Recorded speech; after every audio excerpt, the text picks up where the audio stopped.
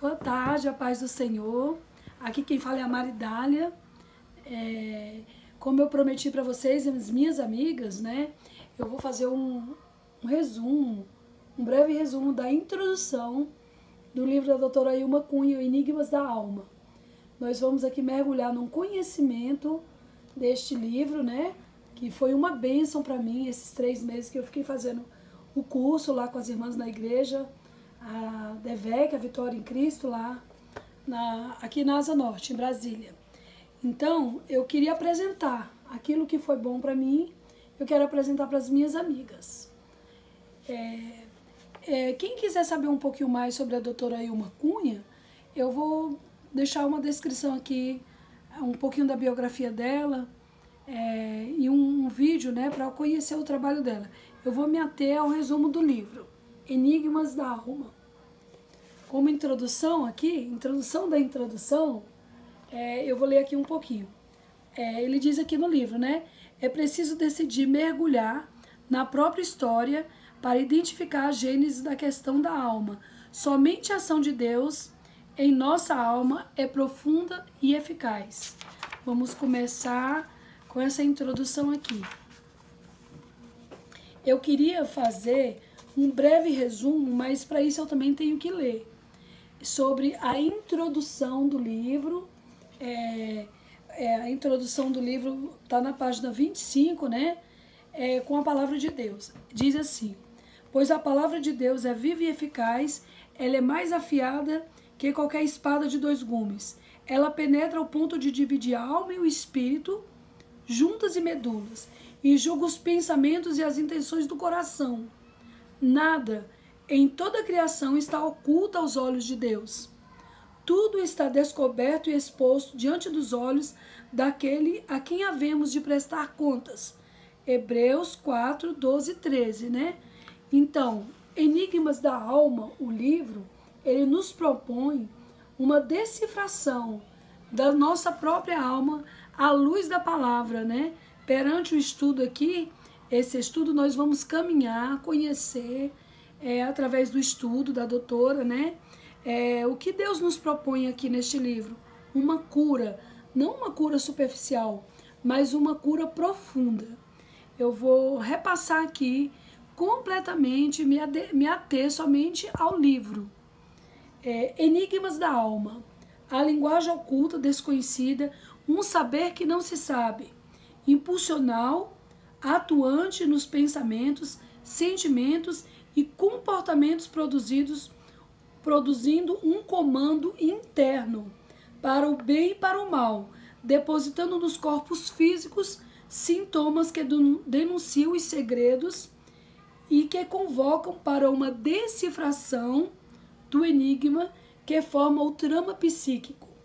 Esse mesmo enigma que o apóstolo Paulo tão bem descreve na carta aos Romanos, o capítulo 7, versículo 15, 19 e 21. Pois não faço o que desejo, mas o mal que não quero fazer. Este eu continuo fazendo. Assim, encontro esta lei que atua em mim.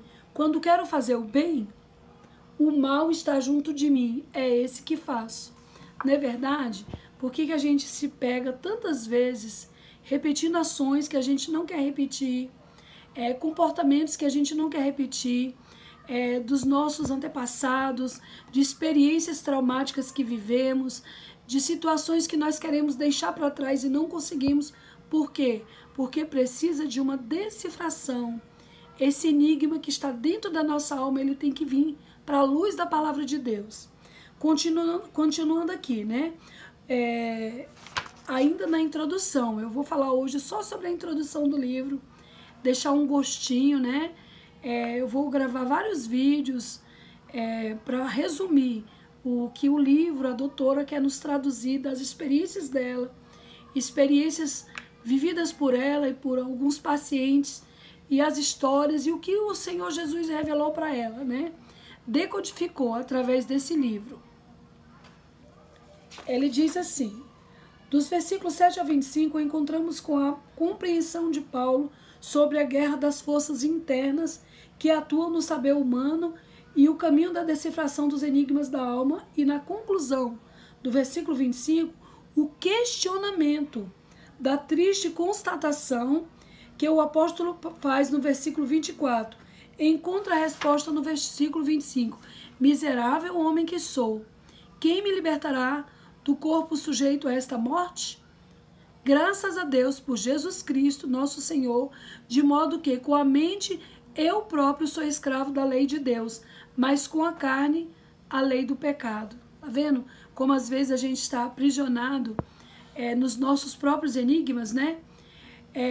Ela falou assim, a autora fala assim, né? Que quando ela pensou em escrever esse tema, ela desejou uma reflexão a partir do que ela vinha ouvindo lá no trabalho dela.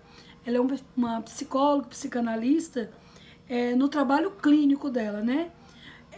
Com os seres da linguagem, sabemos que não é possível apenas ouvir o dito que as pessoas concluíam das suas dores, né?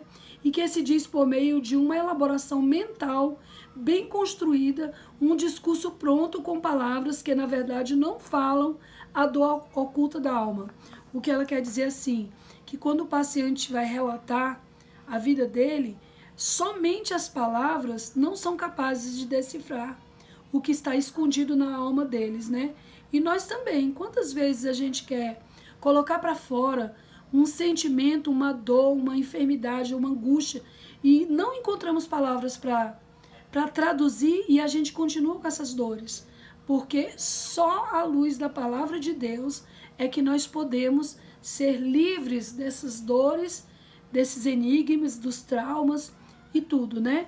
Então ele diz que só com as palavras não são capazes de transmitir as dores, a angústia, veladas por meio do fazer, do ativismo desenfreado, para não dar tempo de pensar sobre si mesmo, pensar nas sequelas produzidas no comportamento distorcido, adoecimento da alma por meio de depressões e outros transtornos psíquicos, até mesmo no silêncio e na recusa de colocar palavras nos sentimentos guardados, mas que transparece no semblante e na irritabilidade e na defensividade da nossa vida. Então, a nossa própria sensibilidade nos denuncia, né? Irritação, defensiva, palavras dessas. Às vezes você comete alguma coisa e já vem a autodefesa. Isso são as dores da alma gritando, né? Ela diz que é um discurso conscientemente pronto, bem construído por meio de uma elaboração mental fundamentada na defesa, como uma armadura protetora das feridas que tomam o coração. A forte armadura impede a linguagem consciente da dor, mas não impede que essa linguagem enigmática, tão fortemente recalcadas no corpo e na alma, venha sofrer. Quero trazer essa introdução, ela diz que vai trazer aqui na introdução algo da própria história da vida dela, né? Que ela mesma teve um confronto, ela mesma foi confrontada com a enigmática da própria vida dela, que fez ela pensar o quanto a gente desconhece as questões que afetam a nossa estrutura psíquica e os nossos comportamentos. Então, o que ela relata aqui? Ela diz que ela é a filha de um casal que possuía 4 filhas, né? Na verdade, ela era a filha mais velha do casal. A mãe dela se casou com 16 anos de idade. Os pais dela queriam muito, muito ter um filho homem no casamento, né? Então, são pais de famílias evangélicas. Embora o pai dela tinha se distanciado por um tempo dos ensinamentos que tinha recebido pela mãe na juventude dele, mais tarde ele volta, né, a ser cristão e virar o ajudador da avó dele. Desde cedo, o pai dela se manifesta aqui um desejo muito grande de ter um filho homem. E a mãe dela engravidou logo da sua primeira filha. E quando ela estava com 8 meses de gestação, a criança morreu no ventre. A segunda gravidez, com todas as angústias, né, da primeira, medo ainda da primeira perda, ela mais uma vez teve uma menina. Então, ela relata aqui que a mãe dela teve 4 filhas Então, naquela expectativa de ter um filho homem, o pai dela se silenciou, a mãe dela também. Então, quer dizer que eles não realizaram o desejo esse tão sonhado filho, né?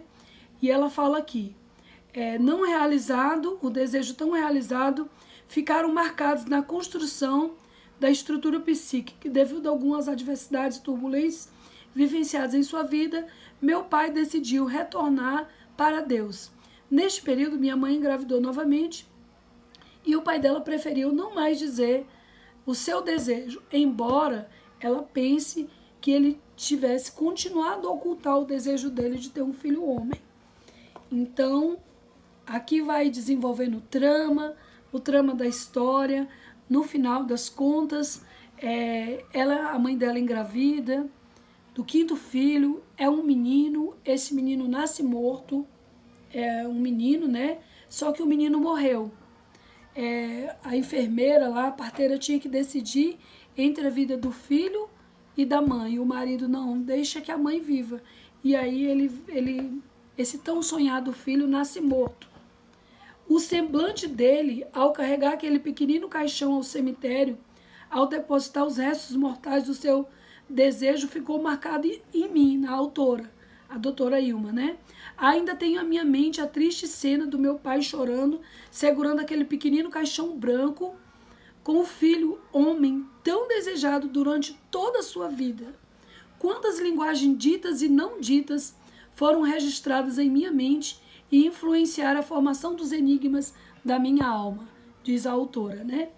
As implicações desses desejos insatisfeitos e as compensações comportamentais formaram uma trama psíquica na construção dos enigmas das nossas almas.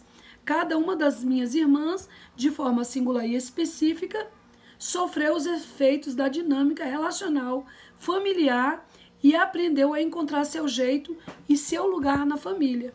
A sua forma de atrair a aceitação e o reconhecimento dos pais, né? E também a lidar com suas emoções e angústias e dores. Isso aqui é um exemplo típico, né? De um quadro familiar. Então, pensando aqui cada qual de nós nos nossos quadros familiares, né? Quantos traumas, desejos, sonhos, enigmas nós não sofremos tentando imprimir essa aceitação na nossa família, né? A base espiritual forte, as experiências vivenciadas com Deus e o grande amor pela obra e pelo reino de Deus nos impulsionaram a uma vida cristã atuante e um cenário espiritual terapêutico por meio da palavra e da oração. Meu pai se tornou um evangelista dedicado a levar a palavra de Deus e implantou muitas igrejas. Exerceu um pastoreio amoroso, tinha muito orgulho de suas 4 filhas, genros, netos e encerrou sua missão partindo em agosto de 2017. Aqui é um breve resumo da própria história da autora, né? Já minha mãe foi uma jovem que encarou as responsabilidades da vida conjugal e da maternidade muito cedo e ainda não amadurecida para compreender as suas angústias e dores. Ela gerou e criou suas 4 filhas com amor, zelo, guardando as angústias e dores da primeira filha morta no ventre e dos momentos difíceis para impulsionar a saída daquela criança morta, aquele filho homem tão sonhado, né? Em tempos que somente podiam contar com uma parteira para isso. Pouco sabemos dos detalhes desse parto e se tornou um segredo familiar.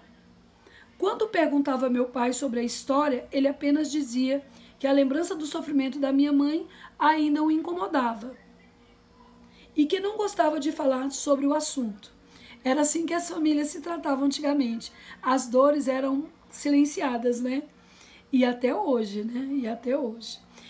Eu preferiria respeitar um silêncio, embora aquela história tivesse tanto a ver comigo e com minha estrutura psíquica. Por o fato até dela ser a irmã mais velha, ela acompanhar a estrutura da mãe dela, nova, com 16 anos, né? E ela foi cuidando também das irmãs. Depois o pai dela vem a falecer, a mãe também, né? A história dela assim, se desenvolve, esse livro se desenvolve nesse trama aqui, quando ela vai ter uma luz, Deus vai trazer uma luz a esse enigma da alma dela. Na página 28 é que eu vou concluir aqui. Penso que cresci com essa convicção interna de que eu não podia dar trabalho para minha mãe, que eu deveria fazer tudo para agradá-la e eu devia estudar, estudar, estudar. Seus anseios e angústias femininas vinham com as mensagens em suas falas para mim. Estude, Ilma. Você precisa estudar para ter a sua profissão e ser independente. Estudar e ser uma boa profissional pareciam direções mais fortes do que as demais da vida de uma mulher. Desejar seu percurso existencial, afinal, entristecer a minha mãe e meu pai me trazia angústias, que somente hoje eu posso compreender. As enigmas foram sendo decifradas ao pouco, à medida que fui compreendendo as questões da minha alma. E em momentos terapêuticos, buscando o discernimento por meio da fé, da palavra de Deus e da oração. Então, o que a gente entende até aqui é que somente a palavra de Deus, a fé, a oração, ela pode realmente trazer uma decifração da nossa alma, né? Os enigmas da nossa alma. Entretanto, tracei esse panorama familiar com o objetivo de focalizar um momento de compreensão e trama enigmático da minha alma, diz a pastora, né? Então, pulando aqui um pouco, ela vai contar a história do falecimento da mãe dela. A mãe dela faleceu e ela, como irmã mais velha, ela teve que assumir a postura de reconhecer o corpo da mãe dela lá no necrotério, né? Mais um trauma para a vida dela, porque ela conhecia a mãe dela, uma jovem senhora, muito recatada, muito bem vestida. Veja só o que ela diz aqui.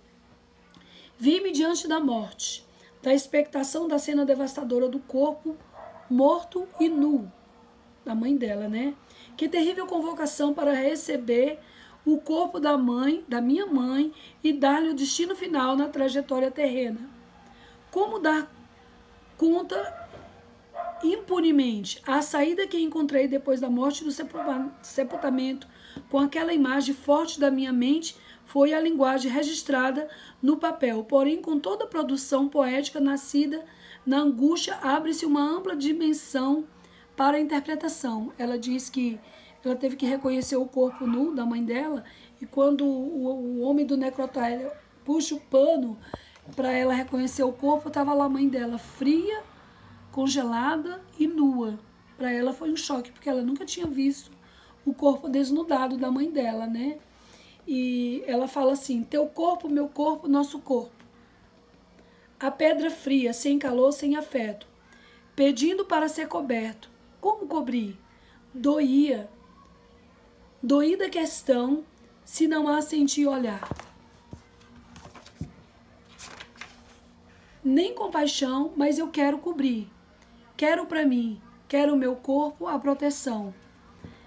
Então aqui ela vai relatar, né, essa cena que ficou marcada na mente dela.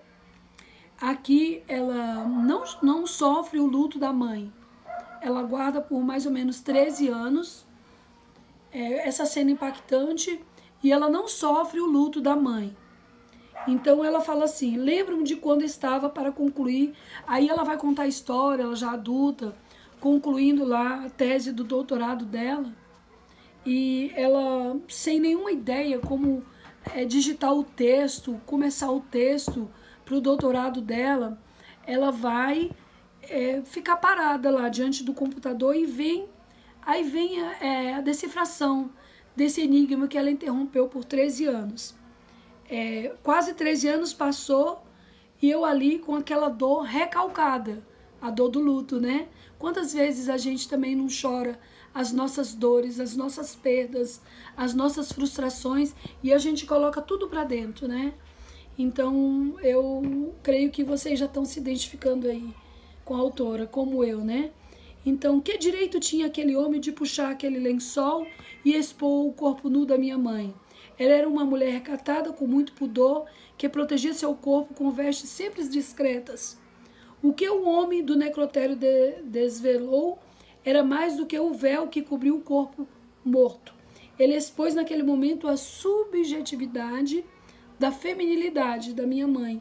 expôs o ventre que me abrigou, a história da sua maternidade, enigmas que ecoavam ao olhar minha alma por outra via para compreender a relação mãe-filha. Não se encerra na morte. O que ela me transferiu ficaria marcado para sempre em mim, na transmissão da feminilidade, da maternidade, como também marcava a minha estrutura psíquica, que na verdade é isso que as nossas mães transferem para a gente, né? A gente acaba que vira um pouco do que nós fomos criados, que foi transmitido pelas nossas mães. Naquele momento, tá vendo? Ela tá relatando a história, ela já adulta, 13 anos depois, né? Naquele momento pude chorar as lágrimas retidas naquele cenário de dor e despedida. Naquele momento que eu escolhi não ver o corpo, descer a tumba, preferi me afastar da multidão para um lugar solitário. Quer dizer que ela só se afastou, mas ela não chorou a perda da mãe. Mas nesse momento de escrever uma conclusão, pude concluir essa história e assim vivenciar o luto que ele me libertava das amarras do passado e deixar e honrar o morrer e viver. Que lindo, né? Assim, acontece conosco. Claro que ela, nesse momento aqui, de encontro com a alma dela mesma, ela vem trazendo isso à luz da palavra. A decifração dos enigmas dela já vem na estrutura da palavra de Deus, uma mulher de Deus, né?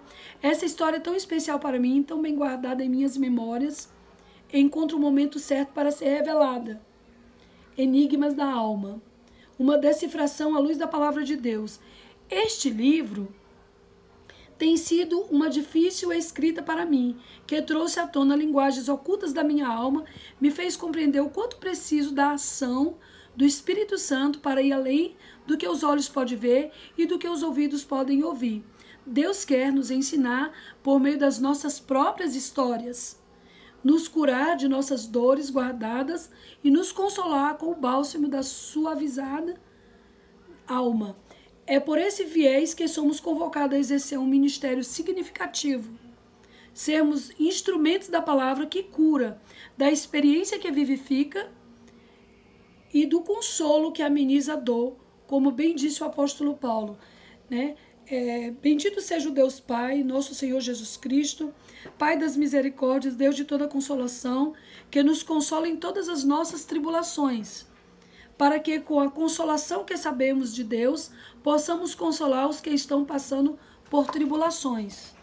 Isso também serve para nós. A nossa dor, a nossa angústia, os nossos enigmas, eles venham ser revelados mediante a palavra, a oração, a fé, para que nós possamos também ser viés de cura para outras pessoas, né? Eu creio que Deus vai falar conosco aqui nesse estudo. Nós vamos fazer, passar uns 3 meses nesse estudo, né? Para a gente entender, prescrutar em Deus, pedir também a Deus a revelação dos enigmas da nossa alma para nós. Porque qual o sentido de estudar um livro tão profundo, estudar uma história tão linda, a pessoa trabalhar numa estrutura dessa, decodificar e nós simplesmente ler um livro? Não é um livro para ler, é um livro para a gente degustar, a gente consultar a palavra de Deus, consultar o nosso interior, deixar que os nossos enigmas eles venham para a luz da palavra de Deus, tragam luz à nossa escuridão. É isso que eu entendo que Deus quer fazer conosco nesses dias. Minhas irmãs, eu estou aqui fazendo esse vídeo para as minhas amigas, mulheres de Deus, as minhas companheiras de oração. Eu espero também que não sejam só para as mulheres, muitos homens também. Não sei em que nível esse vídeo vai alcançar.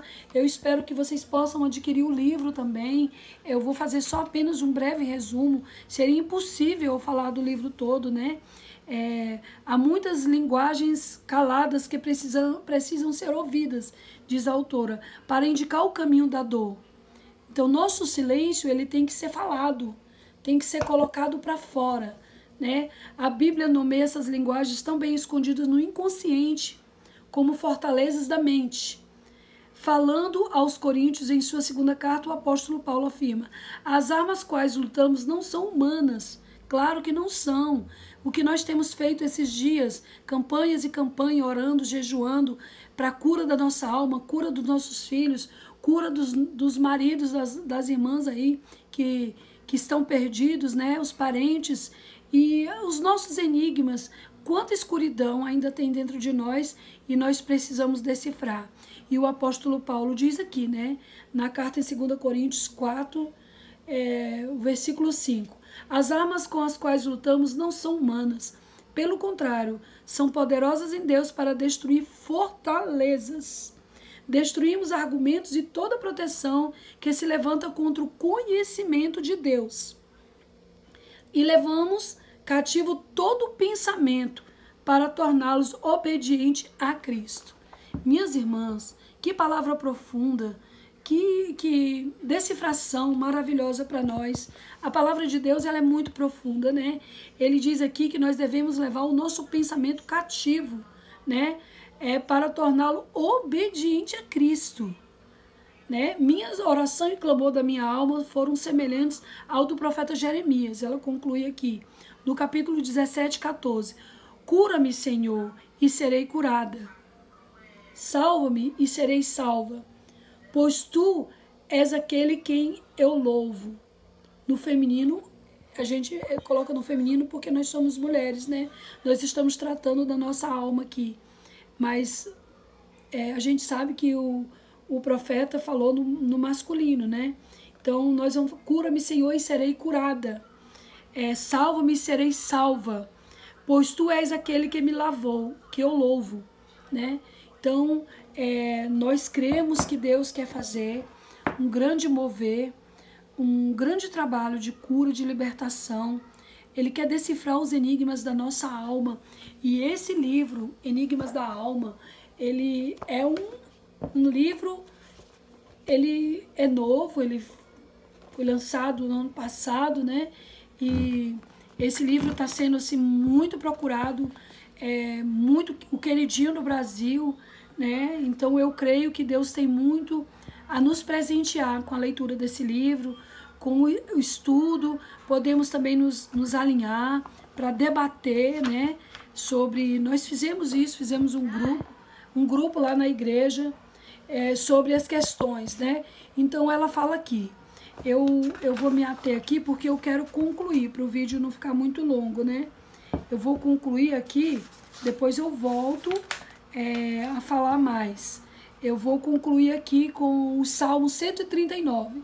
Sonda-me, ó Deus, e conhece o meu coração, prova-me e conhece os meus pensamentos. Vê se há em mim algum caminho mau e guia-me pelo caminho eterno. Eu vou parar aqui, essa é uma pequena introdução, a introdução da introdução do livro. Eu espero que venha dar um gostinho para vocês quererem conhecer esse projeto. Eu me propus a gravar esses vídeos, quando não puder, gravar áudios para estarmos estudando este livro. Fica na paz de Deus e depois no grupo eu passo a atividade, tá bom?